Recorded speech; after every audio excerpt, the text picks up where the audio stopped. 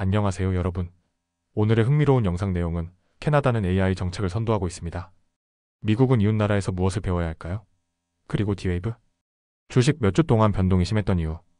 회복 조짐 보여에 관한 것입니다. 우선 좋아요 버튼을 누르고 채널 구독 및 알림 설정도 잊지 마세요. 여러분의 관심과 지지가 저희에게 큰 힘이 됩니다. 첫 영상은 월스트리트 저널의 칼럼을 바탕으로 캐나다가 어떻게 세계 AI 혁신의 선두주자로 떠올랐는지, 그리고 미국은 과연 이웃나라로부터 무엇을 배워야 할지에 대해 이야기해 보겠습니다. 지난 1월 말, 미국에서는 엄청난 규모의 인공지능 프로젝트가 발표되었습니다. 오픈 AI와 일본의 소프트뱅크가 함께 추진하는 스타게이트 프로젝트입니다. 이들은 미국 텍사스의 대형 AI 데이터 센터를 짓기 위해 첫 단계로 무려 1,000억 달러를 투자할 계획입니다. 트럼프 대통령은 이 프로젝트를 발표하며 우리는 AI 제조를 이 나라 안에 두고 싶다며 강한 의지를 드러냈습니다. 중국을 경쟁자로 언급하며 미국의 AI 우위를 지켜야 한다는 점을 강조했죠. 하지만 흥미로운 점은 AI 경쟁이 단순히 미국과 중국 간의 싸움이 아니라는 것입니다. 세계 여러 나라들이 이미 AI 분야에서 활발한 투자를 진행 중입니다. 한국은 오지 네트워크와 스마트 시티에 대규모 자금을 투입하고 있고, 유럽연합은 AI의 윤리적 가이드라인과 규제 정비에 힘쓰고 있습니다. 영국은 기업과 대학의 협력을 강화하며 AI 기술 개발에 집중하고 있죠. 남미도 예외가 아닙니다. 아르헨티나는 AI를 에너지, 농업, 생명공학에 적용하고 있고, 칠레는 광산업과 재생에너지 분야에서 활용합니다. 브라질은 농업과 금융에, 멕시코는 제조와 공공서비스 분야에서 AI 기술을 도입하고 있습니다. 그리고 이건 단지 대기업의 이야기만은 아닙니다. 남미에서는 GUPY, 노콥, 블립과 같은 AI 스타트업이 빠르게 성장하고 있고, 현재 약 50억 달러 규모의 AI 시장이 2033년까지 300억 달러 규모로 커질 것으로 전망됩니다. 이런 흐름 속에서 신흥국들이 AI 전략 수립을 위해 참고하고 있는 나라가 바로 캐나다입니다. 네, 미국이 아닌 캐나다입니다. 캐나다는 2017년 세계 최초로 국가 차원의 인공지능 전략을 수립한 나라입니다. 범캐나다 인공지능 전략기라는 이름으로 출범한 이 계획은 단순한 연구를 넘어 상업화와 산업 적용까지 포괄하는 종합 전략입니다. 이 전략은 세 가지 축으로 구성되어 있습니다. 첫째는 인공지능 연구소를 중심으로 한상업화 추진, 둘째는 AI 기술의 국제표준 개발, 그리고 셋째는 우수 인재 확보와 연구 지원입니다. 캐나다에는 세계적인 AI 연구소들이 있습니다.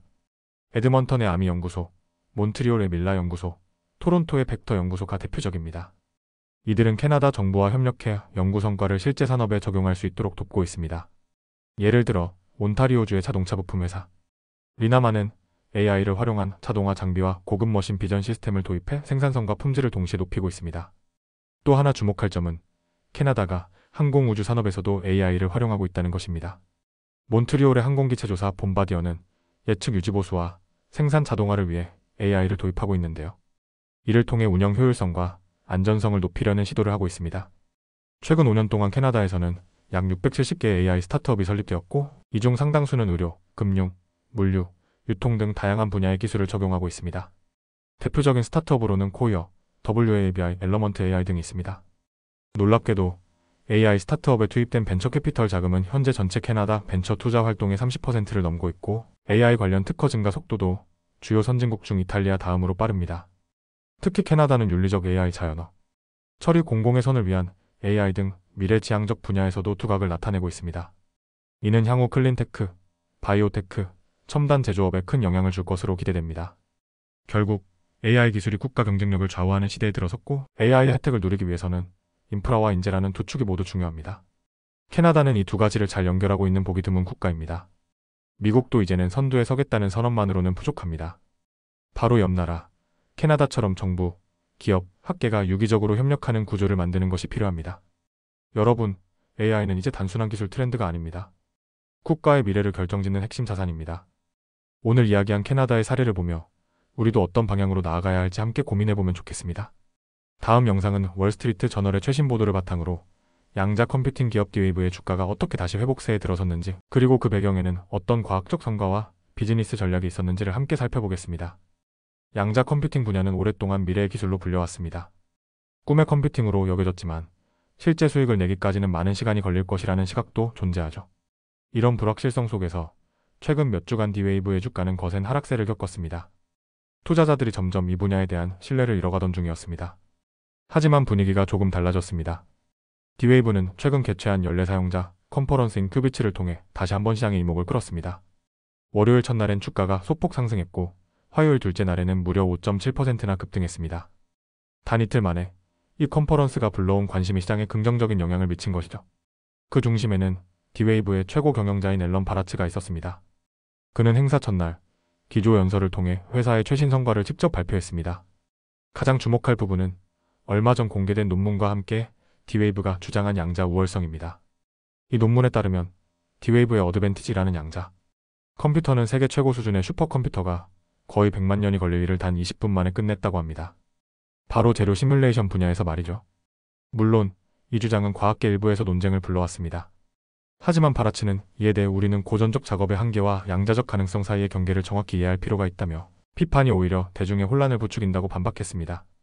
그뿐만이 아닙니다. 바라츠는 양자 블록체인 프로토타입이라는 새로운 개념도 소개했습니다. 기존의 블록체인은 막대한 전력을 소모하는 구조지만 D-Wave는 양자 컴퓨터를 활용해 이 문제를 해결할 수 있다고 말했습니다. 특히 작업 증명 방식을 기존의 고전적 방식이 아닌 양자 기반으로 바꾸면 에너지 효율이 극적으로 개선될 수 있다는 설명입니다. 그는 이러한 기술이 향후 트럼프 행정부가 검토 중인 디지털 자산의 재무부 적용 같은 영역에도 활용될 수 있다고 암시했습니다. 또한 D-Wave는 독일의 연구기관에 어드밴티지 기계를 납품할 예정이라고 발표하며 2024년 회계연도 내 공식 매출로 잡힐 것이라고 전했습니다. 바라츠는 올해 1분기 우리는 사상 최고 매출을 기록할 것이라며 현재 회사는 1억 달러 이상의 현금을 확보하고 있고 이는 곧 수익성 돌파에 충분하다고 밝혔습니다. 양자 컴퓨팅 산업의 가장 큰 장벽은 바로 수익화입니다. 많은 기업들이 막대한 연구개발비를 쓰고 있지만 실제 돈을 벌기까지는 시간이 오래 걸립니다. D-Wave 역시 아직은 적자를 보고 있지만 실질적인 고객사 확보와 기술 판매를 통해 점차 수익 기반을 넓혀가고 있습니다. 사용자 컨퍼런스에서는 다양한 고객 사례도 공개됐습니다. 캐나다의 식품 유통업체, 자동차 제조사 포드 오토산, 세계적인 금융사 마스터카드, 그리고 일본 담배회사의 제약 부문까지 다양한 산업에서 양자 기술이 실제로 적용되고 있다는 점이 강조됐습니다. 특히 바라츠는 양자 컴퓨팅과 인공지능을 결합한 시너지가 새로운 시장을 열고 있다고 덧붙였습니다. 한편 얼마 전 열린 엔비디아의 기술 컨퍼런스는 오히려 투자자들의 불안감을 자극했습니다.